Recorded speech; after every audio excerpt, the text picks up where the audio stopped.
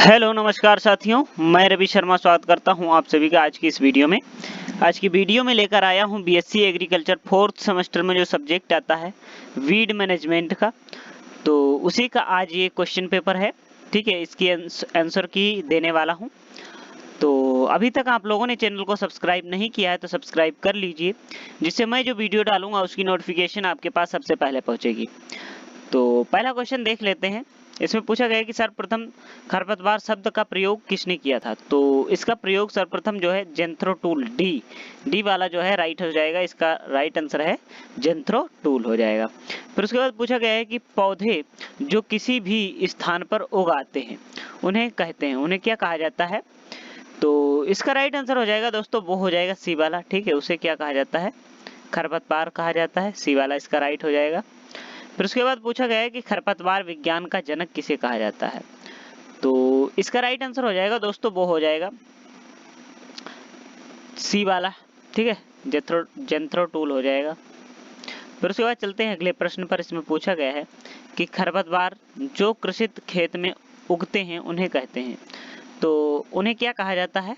Right answer हो जाएगा अविकल्पी खरपतवार हो जाएगा। क्या हो जाएगा, अविकल्पी खरपतवार हो जाएगा। फिर उसके बाद आता है अगला प्रश्न। इसमें पूछा गया है कि जंगली समुदाय में खरपतवार कृषित क्षेत्र में उगाते हैं उन्हें क्या कहा जाता है। तो उन्हें शंकाय खरपतवार कहा जाता है। क्या कहा जाता है, शंकाय खरपतवार कहा जाता है। ठीक है, पांचवी का जो है बी वाला राइट हो जाएगा। फिर उसके बाद पूछा गया है कि ऐसे खरपतवार जिनको बीज फसल के बीज के साथ मिलकर अलग करना बहुत मुश्किल होता है। तो इसका राइट आंसर हो जाएगा दोस्तों, वो हो जाएगा आपत्तिजनक खरपतवारों को। ठीक है, आपत्तिजनक खरपतवारों का। फिर उसके बाद आता है अगला प्रश्न। इसमें पूछा गया है कि खरपतवार जो मेजबान पौधों पर निर्भर होते हैं, जो मेजबान पौधों पर जो है निर्भर होते हैं, तो उसे क्या कहते हैं। इसका राइट आंसर हो जाएगा दोस्तों, वो हो जाएगा ए वाला। ठीक है, उसे परजीवी कहा जाता है। क्या कहा जाता है, परजीवी कहा जाता है। ये ए वाला इसका राइट हो जाएगा। फिर उसके बाद पूछा गया है कि ऑफ टाइप किसे कहते हैं। तो ऑफ टाइप जो है किसे कहा जाता है। इसका राइट आंसर हो जाएगा दोस्तों, वो हो जाएगा रोग को कहा जाता है। फिर उसके बाद पूछा गया है कि गन्ने में फसल खरपतवार प्रतियोगिता की क्रांति अवधि है। तो इसका राइट आंसर हो जाएगा दोस्तों, वो हो जाएगा 100 से 150 दिन। ठीक है, 9 का सी राइट हो जाएगा। सॉरी, 9 का जो है सी वाला राइट हो जाएगा। 30 से 120 दिन हो जाएगा। ठीक है, ये नहीं है। 100 से 150 नहीं है। सी वाला इसका राइट हो जाएगा। 30 से 120 हो जाएगा।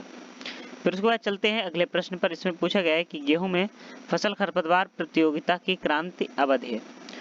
तो इसका राइट आंसर हो जाएगा दोस्तों, वो हो जाएगा 30 से 45 दिन। ठीक है, 10 का जो है बी वाला राइट हो जाएगा। फिर उसके बाद पूछा गया है कि मूंगफली में फसल खरपतवार प्रतियोगिता की क्रांति अवधि है। तो इसका राइट आंसर हो जाएगा दोस्तों, वो हो जाएगा 20 से 25 दिन। ठीक है, 20 से 25 दिन होता है। फिर उसके बाद आता है अगला प्रश्न। इसमें पूछा गया है कि मक्के में फसल खरपतवार प्रतियोगिता की क्रांति अवधि है। तो इसका राइट आंसर हो जाएगा दोस्तों, वो हो जाएगा इसका सी वाला, 30 से 45 दिन। ठीक है, 30 से 45 दिन होती है। फिर उसके बाद पूछा गया है कि एक पौधे का दूसरे पौधे पर हानिकारक प्रभाव उत्पन्न रसायनों द्वारा पड़ने को कहते हैं। तो इसका जो है राइट आंसर हो जाएगा दोस्तों, वो हो जाएगा डी वाला। ठीक है, एलिलोपैथी कहा जाता है। फिर उसके बाद आता है अगला प्रश्न। इसमें पूछा गया है कि वासी बीज से तकनीक खरपतवार नियंत्रण की कौन सी विधि है। तो इसका राइट आंसर हो जाएगा दोस्तों, वो हो जाएगा कर्षण विधि है। कैसी विधि है, कर्षण विधि है। फिर उसके बाद पूछा गया है कि सिमेजीन, एट्राजीन और फ्लूक्लोरोलिन किस समूह में आते हैं। तो इसका राइट आंसर हो जाएगा दोस्तों, वो हो जाएगा 15 का जो है चयनात्मक में आते हैं। ठीक है, चयनात्मक में आते हैं। फिर उसके बाद आता है अगला प्रश्न। इसमें पूछा गया है कि एलाक्लोर का व्यापक नाम क्या है। तो एलाक्लोर का जो है व्यापक नाम क्या है। इसका राइट आंसर हो जाएगा दोस्तों, वो हो जाएगा लासो हो जाएगा। ठीक है, फिर उसके बाद आता है अगला प्रश्न। इसमें पूछा गया है कि सिमेजीन का व्यापारिक नाम क्या है। तो सिमेजीन का जो है व्यापारिक नाम क्या हो जाएगा, टेफाजीन हो जाएगा। क्या हो जाएगा, टेफाजीन हो जाएगा। फिर उसके बाद पूछा गया है कि ब्यूटाक्लोर का व्यापारिक नाम क्या है। तो ब्यूटाक्लोर का जो है व्यापारिक नाम क्या हो जाएगा? मचेटी हो जाएगा। क्या हो जाएगा? मचेटी हो जाएगा। फिर उसके बाद पूछा गया है कि फ्लूक्लोरोलिन का व्यापारिक नाम क्या है? तो फ्लूक्लोरोलिन का जो है व्यापारिक नाम क्या हो जाएगा? इसका राइट आंसर हो जाएगा दोस्तों, वो हो जाएगा सी वाला, वैशालीन हो जाएगा। क्या हो जाएगा? वैशालीन हो जाएगा। फिर उसके बाद पूछा गया है कि पेंडामेंथलिन का व्यापारिक नाम क्या होता है? तो इसका राइट आंसर हो जाएगा दोस्तों ए वाला, स्टाम्प होता है। फिर उसके बाद पूछा गया है कि ग्लाइकोफोसेट का व्यापारिक नाम क्या होता है? तो ग्लाइकोफोसेट का जो है व्यापारिक नाम होता है राउंड अप होता है। क्या होता है? राउंड अप होता है। फिर उसके बाद पूछा गया है कि पैराक्वाइट का शाकनाशी है। तो इसका राइट आंसर हो जाएगा दोस्तों, वो हो जाएगा सी वाला। ठीक है, ए और सी दोनों हो जाएगा। फिर उसके बाद पूछा गया है कि चयनात्मक संपर्क शाकनाशी कौन सा है? तो इसका जो है राइट आंसर हो जाएगा दोस्तों, वो हो जाएगा सी वाला जो है प्रोपेनिल हो जाएगा। ठीक है, प्रोपेनिल हो जाएगा। फिर उसके बाद पूछा गया कि प्रथम जैव शाकनाशी कौन सा है? तो इसका राइट आंसर हो जाएगा दोस्तों, वो हो जाएगा डिवाइन। ठीक है, ए वाला राइट हो जाएगा। फिर उसके बाद आता है अगला प्रश्न, इसमें पूछा गया कि खरपतवार नियंत्रण की सर्वोत्तम विधि कौन सी है? तो इसका राइट आंसर हो जाएगा दोस्तों, वो हो जाएगा हाथ से उखाड़ना, डी वाला इसका राइट हो जाएगा। फिर उसके बाद पूछा गया कि शाकनाशियों का बुवाई पूर्व प्रयोग करने को कहते हैं। तो इसका राइट आंसर हो जाएगा दोस्तों, वो हो जाएगा ए वाला। ठीक है, प्री प्लांटिंग कहा जाता है। शाकनाशी को बुवाई पूर्व प्रयोग करने को क्या कहते हैं?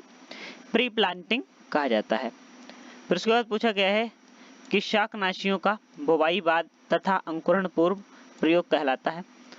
तो इसका राइट आंसर हो जाएगा दोस्तों, वो हो जाएगा बी वाला।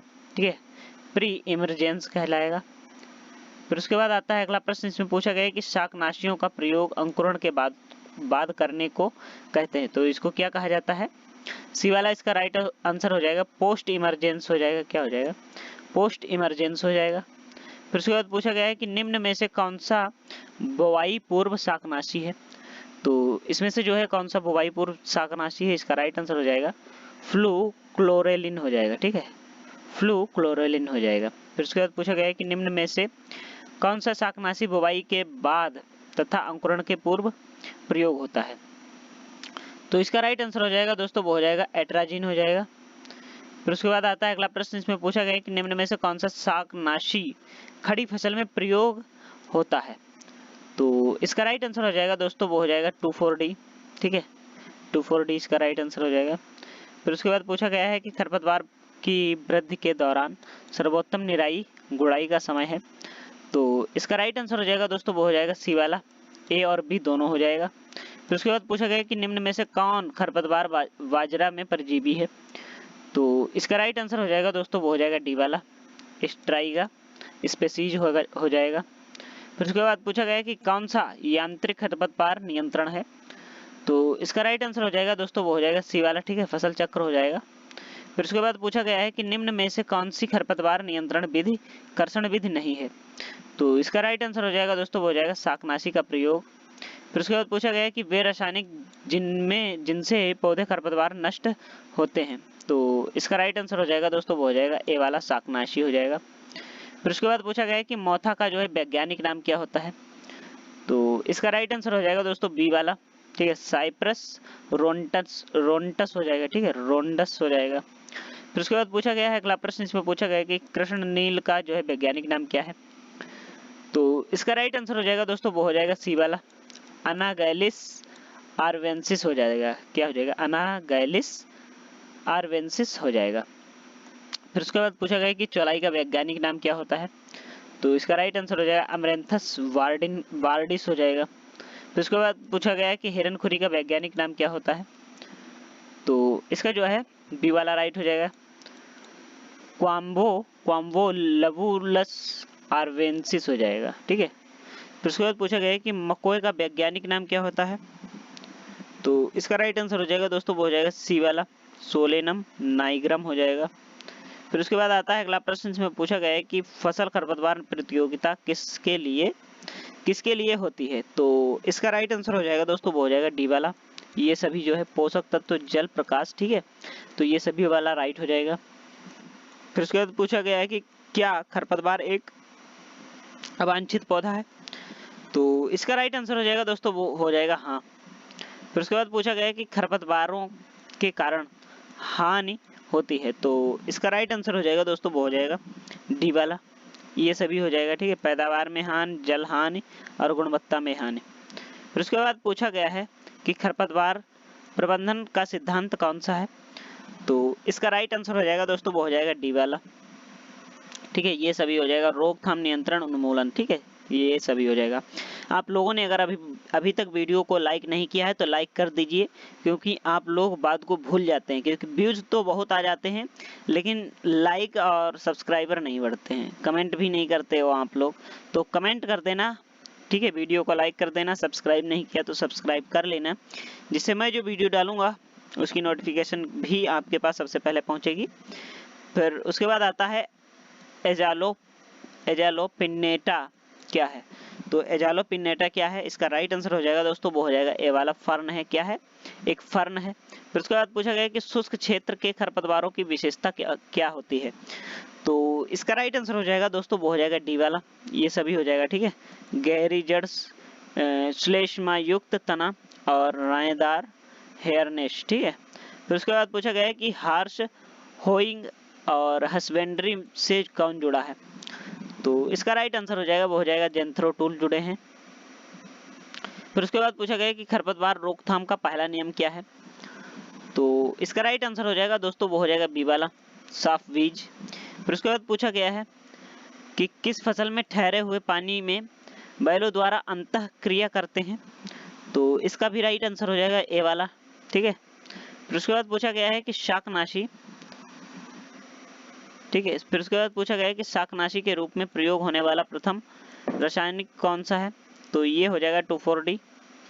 फिर उसके बाद आता है अगला प्रश्न, इसमें पूछा गया है कि गेहूं का फसल में फैलेरिस माइनर के प्रभावी नियंत्रण में कौन शाकनाशी है, तो इसका राइट आंसर हो जाएगा दोस्तों वो हो जाएगा सी वाला। ठीक है, आइसोप्रोट्यूरान हो जाएगा, क्या हो जाएगा, आइसोप्रोट्यूरान हो जाएगा।